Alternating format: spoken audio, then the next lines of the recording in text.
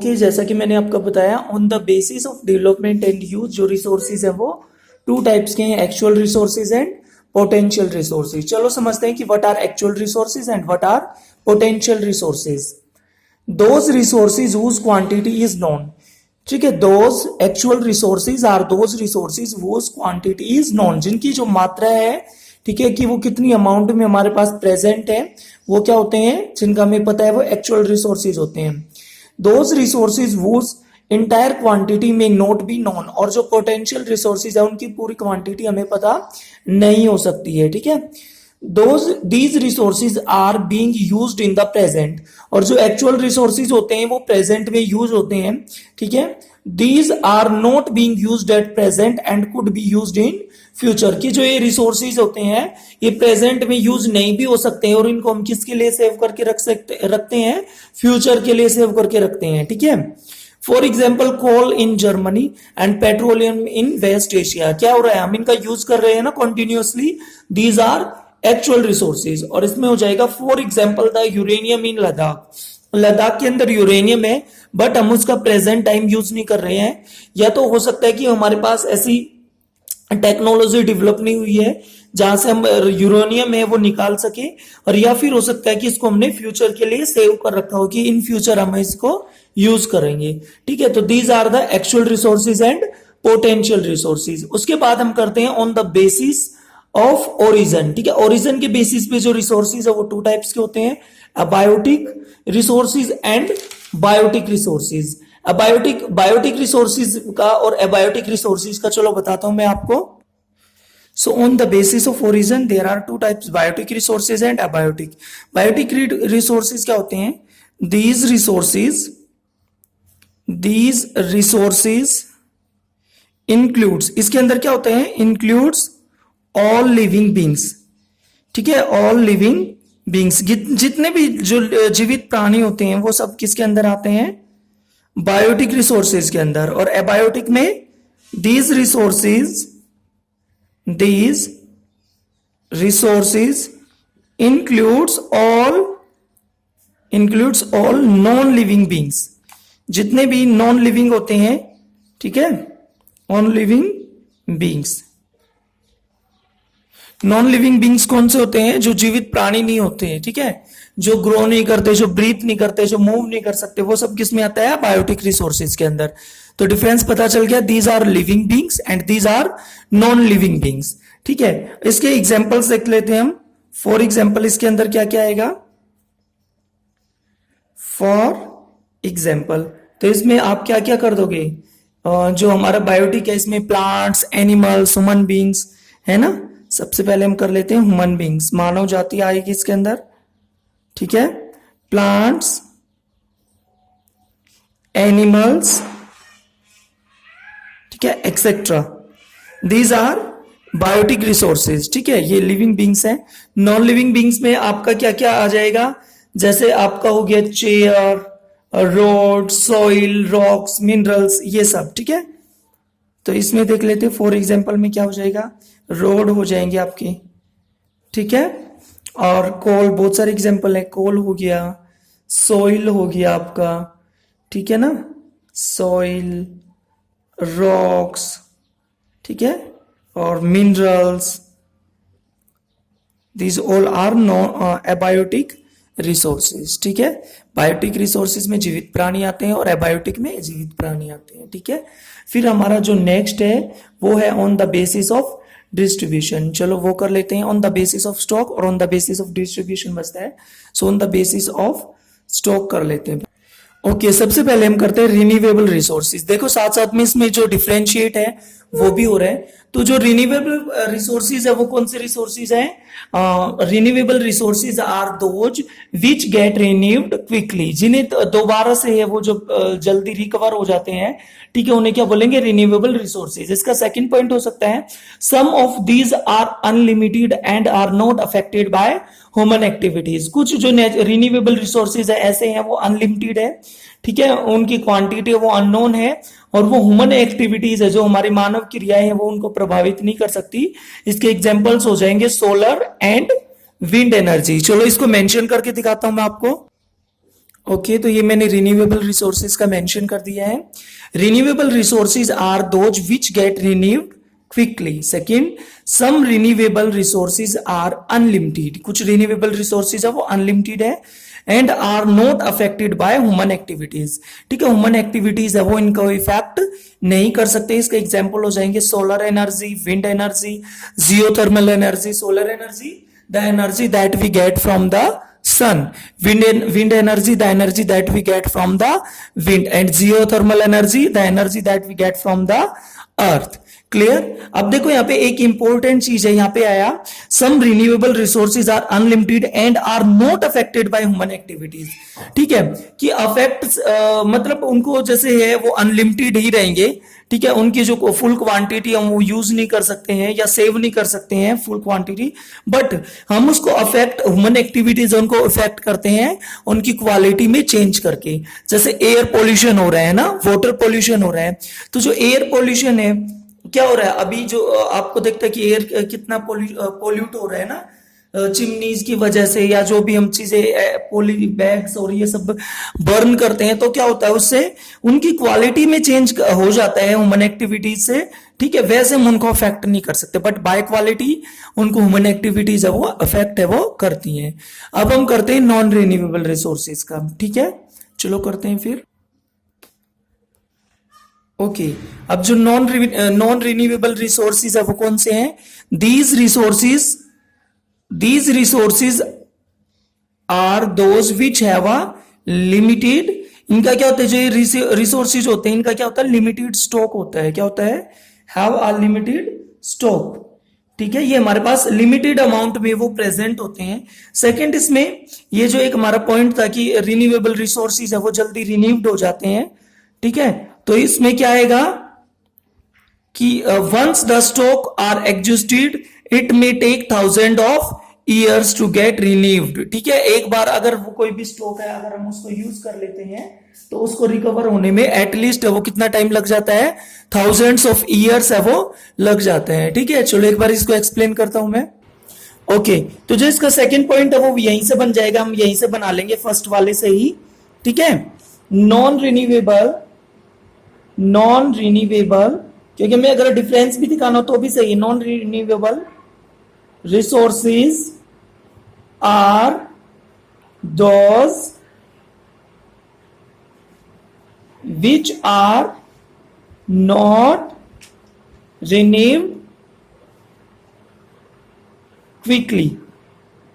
ठीक है, कि जो नॉन रिन्यूएबल रिसोर्सेज होते हैं वो क्या होते हैं, ठीक है, कि वो जल्दी है वो रिकवर नहीं होते हैं। It may be takes thousands of years, it may be take thousands of years, इसको हजारों साल भी लग सकते हैं। ठीक है, आई होप ये क्लियर हुआ होगा आपको। इसके जो एग्जांपल्स है वो आपका क्या आ जाएंगे नॉन रिन्यूएबल के। इसके देखो फॉर एग्जाम्पल्स हमारे पास क्या क्या आ सकते हैं, कोल है, कोयला। ठीक है, एक बार यूज होने के बाद दोबारा नहीं। पेट्रोलियम। ठीक है, इसके अलावा जो इसके एग्जाम्पल है नेचुरल गैस है। ठीक है, ये ऐसे हैं। ठीक है, मटेरियल्स की ऐसे प्रोडक्ट है जिनका एक बार यूज करने के बाद ये दोबारा है वो रिन्यूड है वो क्विकली नहीं होते हैं, क्योंकि इस प्रोसेस में थाउजेंड्स ऑफ ईयर्स है वो लग जाते हैं। ठीक है, आई होप इतना क्लियर हुआ होगा। उसके बाद है on the basis of stock हमारा हो गया, फिर हमारा आता है on the basis of their distribution. ठीक है, डिस्ट्रीब्यूशन के बेसिस पे है वो कितने वेज में डिवाइड किया गया इसको, 2 में। ठीक है, इसमें कौन कौन सा था, एक तो यूबिक्यूटियस था हमारा, UBIQUITOUS, यूबिक्यूटियस रिसोर्सेज हो गया था, और सेकंड हमारा हो गया था लोकलाइज्ड। ओके, तो जो यूबिक्यूटियस रिसोर्सेज है इसका मतलब बेटा सर्वव्यापी रिसोर्सेज। ठीक है, यूबिक्यूटियस रिसोर्सेज है वो हर एक जगह पे प्रेजेंट रहते हैं, विद्यमान रहते हैं। ठीक है, और जो लोकलाइज्ड रिसोर्सेज है ये कुछ ही प्लेसेस पे, कुछ ही पर्टिकुलर प्लेसेस पे मिलते हैं। ठीक है, तो चलो करते हैं इसकी यूबिक्यूटियस रिसोर्सेज की हमारे क्या डेफिनेशन बन जाएगी, resources that are found everywhere. तो हमारा बना लेंगे यूबी ubiquitous.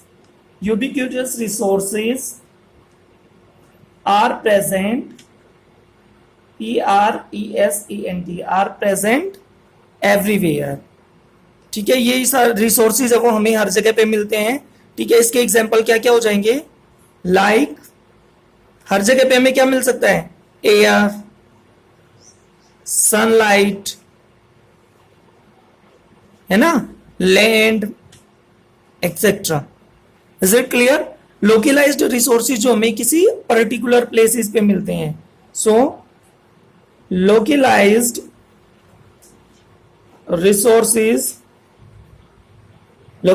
resources are found only in particular place. ये हमें किसी पर्टिकुलर प्लेस पे ही मिलते हैं. ठीक है, स्पेशल जगह पे. फॉर एग्जाम्पल, इसकी एग्जाम्पल जैसे कॉपर है. ठीक है, वो हर एक जगह पे नहीं मिलता. आयरन है, ठीक है, etcetera. Is it clear? Copper, iron, coal ले सकते हैं हम. ठीक है, ये ऐसे प्रोडक्ट्स है जो हमें कुछ ही जगह पर है वो मिलते हैं. ऐसे रॉ मटेरियल है जो हमें कुछ ही जगह पर मिलते हैं. Is it clear? तो ये सारा हमारा क्या था आज का? टाइप्स ऑफ या क्लासिफिकेशन ऑफ नेचुरल बेसिस. ठीक है, बेसिस पे हमारा किया गया था. अब उसके बाद ह्यूमन मेड और ह्यूमन रिसोर्सेज का हम ऑलरेडी कर चुके हैं. ठीक है, फिर क्वेश्चन आता है conserving resources. How can we conserve the resources, कि ये जो रिसोर्सेज है इन्हें हम कैसे सेव कर सकते हैं. चलो देखते हैं फिर ये भी. ओके, उसके बाद हमारा आता है कंजर्विंग रिसोर्सेज. ठीक है, conservation of resources refers to using natural resources carefully so that they could be renewed और continue to be in future. ठीक है, कंजर्वेशन ऑफ रिसोर्सेज क्या होता है कि जो नेचुरल हमारे पास रिसोर्सेज हैं, ठीक है, लाइक वाटर है, सॉइल है, उनका अच्छे तरीके से केयरफुली वे में हम उनका यूज करें. ठीक है, ताकि वो फ्यूचर में भी है वो रिन्यूड हो सके, फ्यूचर जनरेशन भी उनका प्रॉपर यूज कर सके. It is our duty to ensure that all uses of renewable resources are sustainable. ठीक है, कि हम अपनी सस्टेनेबल क्या होता है कि हम अपनी नीड के अकॉर्डिंग उसका यूज करें और फ्यूचर के लिए सेव करें. ठीक है, तो चलो फिर देखते हैं हम. Using resources carefully and giving them time to get renewed is called resources conservation. चाहे तो आप यहां से डेफिनेशन याद कर सकते हो कि what is resource conservation? Using resources carefully, जो हमें नेचुरल रिसोर्सेज है उनको प्रॉपरली यूज करना. ठीक है, और उन्हें पूरा टाइम देना ताकि वो दोबारा है वो रिन्यूड हो सके quickly for future generation. Wise and judicious use of resources.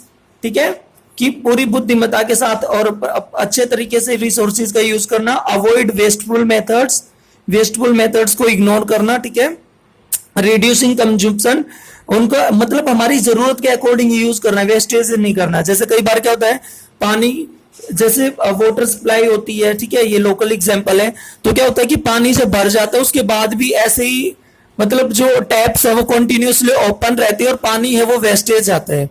ठीक है, तो इस तरीके की चीजें हैं वो हमें अवॉइड करना चाहिए.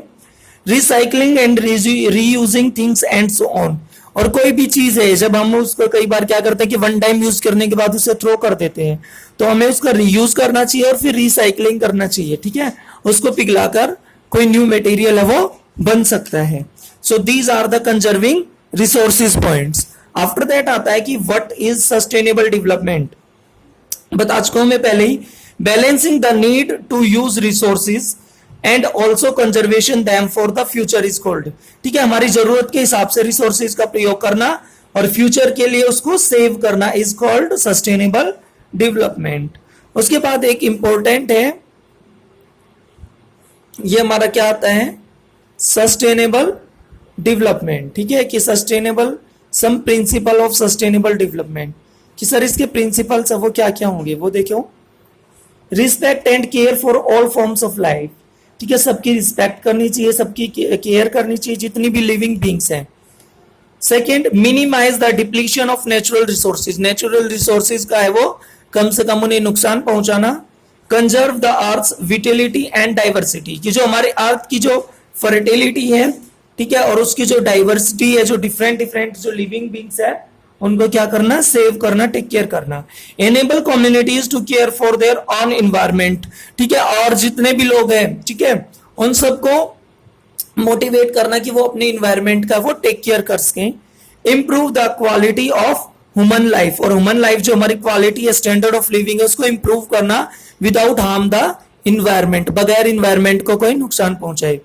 Change personal attitude and practices towards the environment, और क्या करना चाहिए हमें, अपने इन्वायरमेंट के जो के रिगार्डिंग हमें अपना एटीट्यूड है, जो नजरिया है, वो चेंज करना चाहिए।